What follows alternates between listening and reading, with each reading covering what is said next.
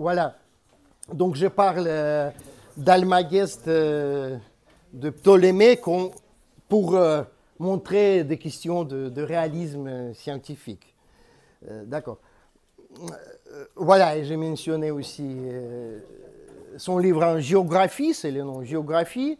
Et là, bon, lui ou aussi ses contemporains, on pourrait vraiment calculer, par exemple, la taille de Terre, de la Terre. Donc, on ne les a pas pu, à l'époque, de faire voyage autour du monde, pas du tout. Donc, ils voyageaient que selon les côtés de la mer, pas loin.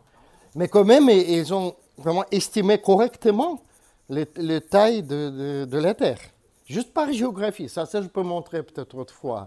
Par petite expérience avec Soleil, vous avez vu ça, oui, avec géométrie. Ouais, on peut vraiment estimer. Et ça, c'est assez, je trouve assez incroyable. Si vous voulez, on peut qu'on prouve de réalisme quand même de la science. Parce que vous imaginez, il y a les gens qui disent que la Terre est pleine. Oui, je ne sais pas si vous pourrez peut-être montrer. Ouais.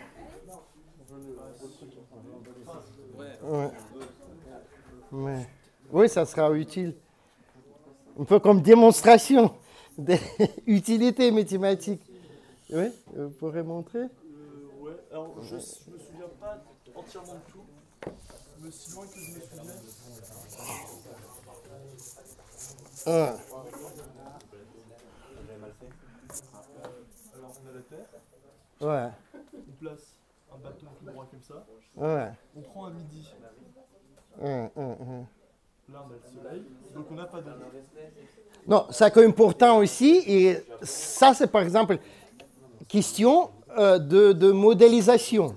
Ouais, que vraiment on ne dit pas que la Terre est plate, oui, mais par contre on dit que le Soleil est beaucoup loin, c'est une image qui n'est pas réaliste, oui, parce que cette distance est beaucoup plus que ça. Oui. Et ça fait que les rayons ici, on peut prendre comme parallèle. Ça, c'est important. Oui. Donc, en fait, les rayons là sont parallèles. Oui. Et donc, si on prend deuxième bâton ici, je crois, il a fait distance de genre de 60 km ou quelque chose comme ça, ou peut-être 100 km entre deux villes. Et après, mais disons, si je simplifie l'argument, ouais, c'est pas vrai. Mais on peut dire qu'ici, il n'y a pas de l'ombre, parce que c'est vertical. Ouais. Et ici, il y a un ombre, comme ça. Voilà. Hein? Et donc, vous savez cette distance-là, entre les deux bâtons. Ouais. Et vous savez la longueur de cette ombre, donc cet angle-là, alpha. Bon, et à partir de ça, vous pourrez vraiment calculer le... Mais comment il a pu être à deux endroits en même temps pour mesurer au même moment? Ça, c'est une bonne question. Et ça, il ne pourrait pas faire, effectivement. Mais il n'a pas besoin parce que, bon, il a dit c'est périodique, d'accord? Et donc, ce n'est pas question de moment. C'est question de, je crois, de l'ombre les plus longues pendant la journée. Ici, ouais. Non? Du coup, il a regardé un... Bon, après, il faut quand même faire une petite géométrie élémentaire aussi, on n'a pas de temps. Mais l'idée, c'est ça. Bon, merci. Merci beaucoup. Donc, d'accord, ça c'est un peu autre chose. Et maintenant, je parle de sa théorie astronomique, mais ça pas sa théorie. Il est connu aujourd'hui par son nom, mais c'était un peu quelque chose de commun à l'époque et utilisé par tout le monde.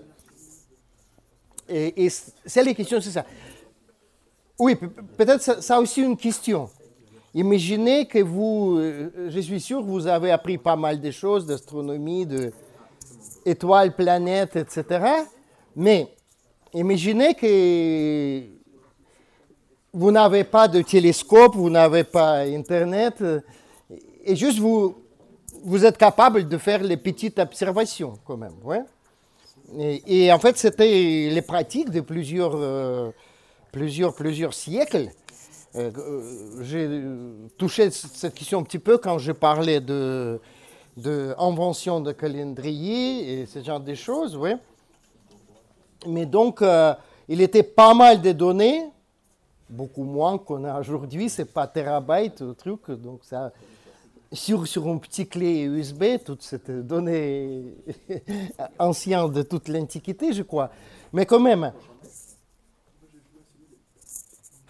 Et donc c'était l'observation sur étoiles, oui. Donc vous observez à certains temps, certains moments, et tout ça périodique, donc ça se répète.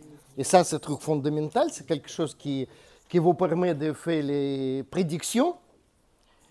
Et qui sait, à cette manière-là, comment on peut faire les différences entre étoiles et planètes? Et ça aussi, question de géographie, parce que ça dépend de longitude. Ouais. Toute cette. Elle ne bouge pas par rapport à nous périodiquement, alors que la planète, elle bouge. Rapidement. Oui, mais il ne bouge pas, c'est pas vrai qu'il ne bouge pas, mais il bouge de manière bizarre, c'est ça. Que, disons, les mouvements des étoiles, c'est juste circulaire, dans la première approximation, disons, oui, ça c'est circulaire. Et par contre, les mouvements de planètes, il est bizarre. Il est aussi périodique, mais bizarre. Et en fait, même les noms grecs de planètes, j'oubliais, c'est le mot grec original, mais ça signifie quelque chose comme qui bouge de manière régulière, quelque chose comme ça, effectivement. Mais, en fait, Ptolémée et peut-être d'autres astronomes avant lui et après lui, ils ont inventé un outil mathématique qui les permettait quand même de décrire de manière mathématique ces mouvements qui paraît un peu bizarre. Ouais? Et c'était comme ça, c'était par, j'explique en termes d'aujourd'hui, composition de plusieurs mouvements circulaires. Donc l'idée, et c'est ça que vous avez par exemple, centre, c'est juste centre où on observe, c'est un peu comme ego de Descartes. Je regarde le monde autour de moi, il tourne autour de moi. Le monde, oui. Chaque nuit, donc tout ça, ça tourne. Et donc, avec les étoiles bien, je ne peux pas imaginer qu'il y a une espèce de ciel avec étoiles fixes. En fait, même c'est les mots traditionnels, on parlait d'étoiles immobiles. Immobile dans ce sens-là, c'est comme une grande sphère qui tourne, d'accord? Et par contre, sur cette grande sphère, il y a un mouvement, comme je l'ai dit, plus intéressant, qui sont mouvements des planètes. Et pour les décrire, il imaginait le truc suivant. Donc, il y a, on peut dire, orbite, utilisant le terme d'aujourd'hui, mais après, à lieu de juste voir planète sur cette orbite, oui, donc ça c'est observateur, on peut dire ça, c'est un œil qui regarde.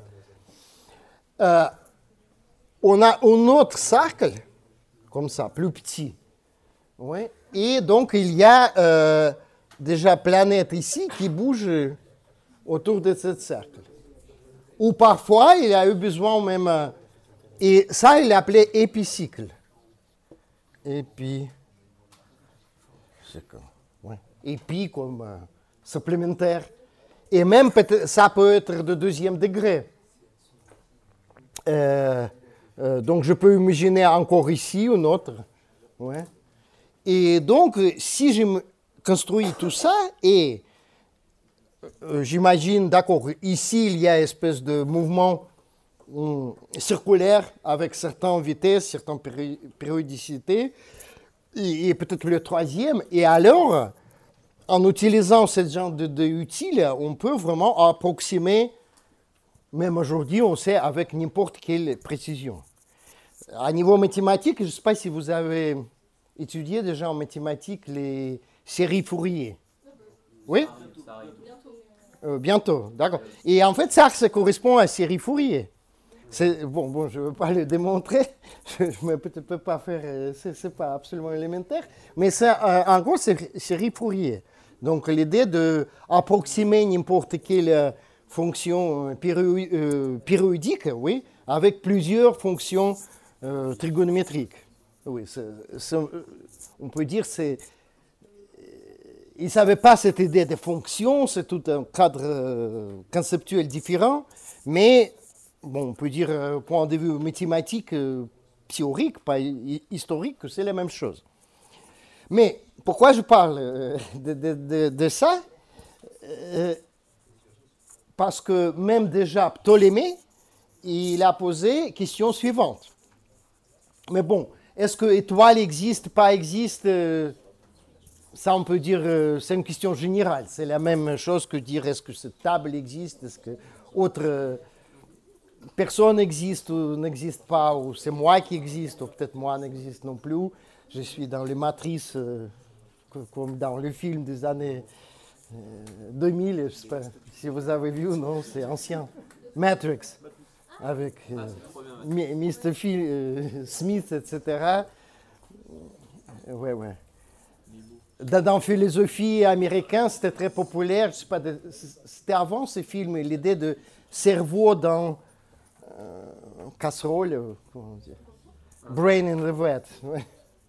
Ouais, ce genre de... Bon, mais ça c'est généraliste. Mais ici,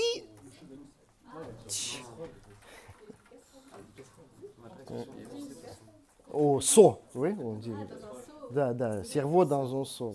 Peut-être on a tout cerveau dans un seau et quelqu'un méchant qui nous fait imaginer qu'il y a autre personne, etc. Bon.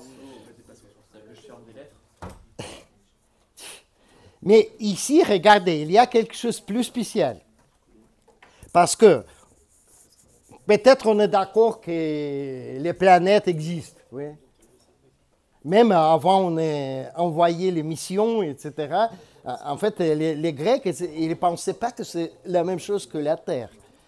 Pour eux, plus souvent, c'était quelque chose... Bon, c'était aussi beaucoup d'opinions, mais opinions communes. Par exemple, qu'on trouve chez Aristote, quand même que toute nature de ciel est complètement différente de la nature sur la Terre. Et en fait, l'évidence pour ça, les raisons, c'était que tout ça périodique, oui, ça... Et par contre, sur la Terre, il n'y a pas de choses périodiques, sauf les choses qui dépendent de cette position astronomique, comme les saisons, etc. Ouais. Donc, mais c'est autre chose. Mais posons quand même que ça existe. Je ne sais pas, planète, ouais, que ça existe. Mais pour épicycle, est-ce qu'on doit dire que épicycle, ça existe ou non? Non, c'est moins évident. Quand même, et même aujourd'hui, oui, on peut dire que c'est plutôt une espèce de utile mathématique qu'on impose, qu'on utilise pour... pourquoi? Pour quelque chose qui, en fait, c'était une phrase de Ptolémée, mais après popularisée par un autre philosophe français, et physicien français, qui est appelé Pierre Duhem. Vous pourrez aussi regarder du 19e siècle, il était actif juste la fin du 19e, début 20e siècle. Je crois qu'il écrit comme ça, Duhem, je ne me rappelle pas, je crois qu'il y a E à la fin, ou peut-être non.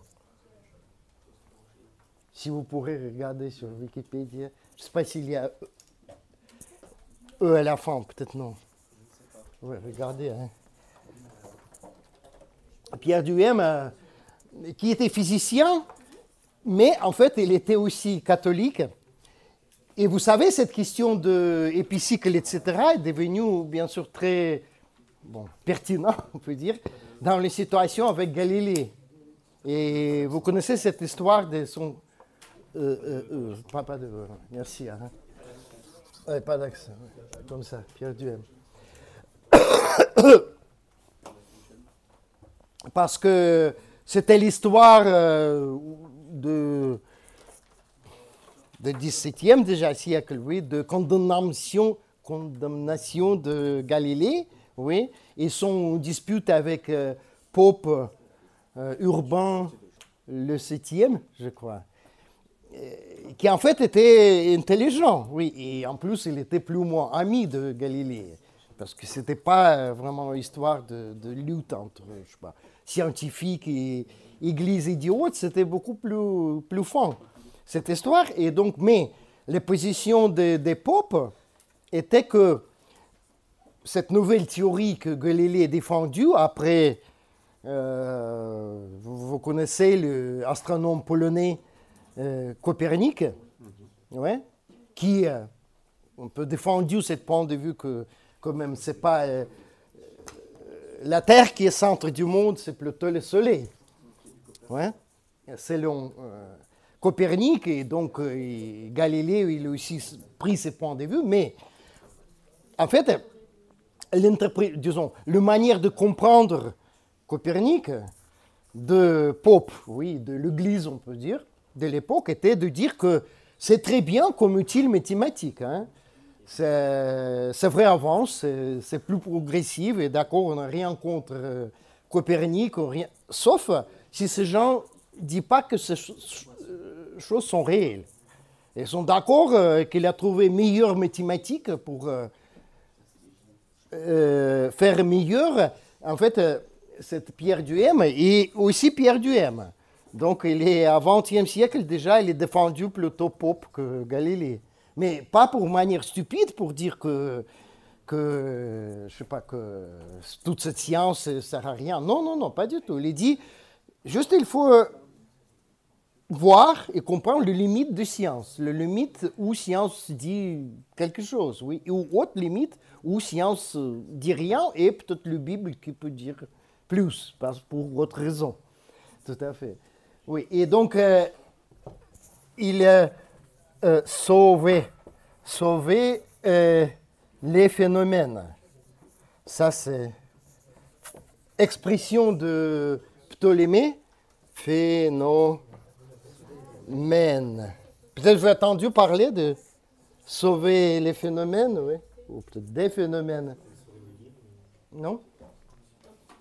C'est la phrase qui était popularisée au XXe siècle par Pierre Duhem, et après, dans le monde anglo-saxon, il était popularisé par un philosophe, je mentionnais déjà, Willard Quine, années, je sais pas, 1950, début années 60 peut-être, qui a fait référence à Duhem, qui autrement tout le monde oublie.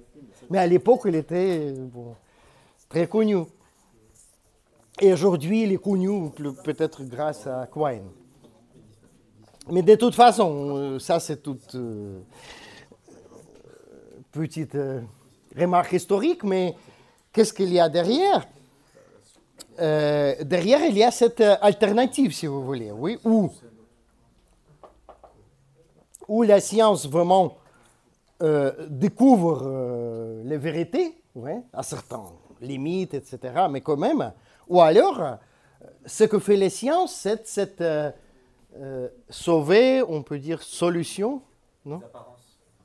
Non, non, non. Quel est le nom pour sauver? Le sauvetage. Sauvetage, oui, oui, voilà. Où la science est sauvetage des phénomènes. C'est ça, oui. Donc, il y a vraiment des phénomènes, on voit des trucs, etc. Et la science, c'est une manière de les sauver, c'est-à-dire les organiser de manière, je ne sais pas, intelligente, comme ici. Ouais. Donc, on a plein de données et on a déjà cette idée de cercle pour sauver les phénomènes, disons, des bases. Ouais, ce que cette étoile, les 24 heures, etc. Lune aussi, oui. Mais après, même, il y a manière de sauver phénomènes plus spécifiques et plus difficiles de sauver, tels que les mouvements des planètes. Et avec cette idée qu'on peut poser la ciel dans le centre du monde, si on ne pense pas cette idée de manière réaliste, mais plutôt, on peut dire, instrumentaliste, ouais. Donc, l'Église a eu rien contre ça à l'époque. Il a dit, très cool, c'est très belle et bonne science, efficace, ça donne encore plus de de précision, ça simplifie des calculs, effectivement, mais bon, il ne peut pas dire que ça est la vérité ou que ça contradit la Bible, non, ça c'est juste autre chose. On garde la religion à part des sciences. Voilà, mais vous voyez que c'est vraiment cette question qui n'est pas évidente. Hein? On ne peut pas dire juste tout ce que dit science c'est réel ou tout est faux. Donc on peut dire, mais ça c'est trop imprécis quand même. C'est possible de voir des positions beaucoup plus précises. Oui. Derrière. Et donc, on n'a pas beaucoup de temps qui nous reste. Vous avez travaillé déjà beaucoup. Mais je propose pour les séances prochaines, quand même, j'ai mis sur le site article de philosophes vivants, assez âgé déjà, il s'appelle Thomas Nagel. Thomas Nagel. Attendez une minute. Et donc j'ai trouvé en fait traduction française de son article les plus célèbres, qui en traduction française s'appelle « Quel est l'effet d'être chauve-souris ?» En anglais, article c'est un peu plus précis, il dit « How it's like to be a bat ». Et how it's like, c'est pas exactement l'effet. C'est toutes les questions comment on sent comme sujet d'être chauve-souris. Et même c'est pas quelque chose sur réalisme direct, oui, mais c'est exactement. Il développe cet argument de Kant, mais comme je dis, dans un cadre plutôt scientifique, pour explorer cette idée que il est possible les perspectives différentes sur les réalités. Différentes, c'est-à-dire pas humaines. Oui. Donc, il essaie de développer cette idée. Vous savez que les chauves-souris, il a un peu sensibilité bizarre, oui, il bouge par le sonnaire. Et donc, il imagine un petit peu comment le monde est selon chauve-souris. Et est-ce que si chauve-souris, je ne sais pas, devient intelligent comme nous et peut avoir un langage, est-ce que la science des chauves-souris sera la même science, bon, peut-être pas la même science que notre science, mais est-ce que ces deux sciences quand même peuvent parler entre eux? Et est-ce que dans ce cas-là, quand même, on peut être réaliste dans cette manière? Donc, je vous propose à lire ça. Hein. C'est amusant, c'est quelques pages. C'est pas beaucoup. Donc, c'est un article très, très, très bon et aussi toutes les gens des sciences cognitives le lisent aussi. Et voilà.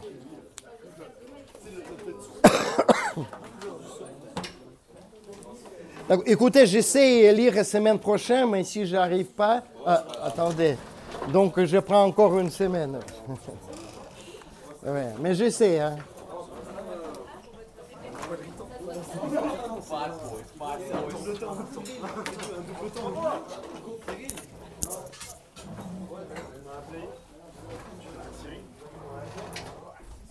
Ça m'a dit que tu pouvais pas, tu m'avais dit.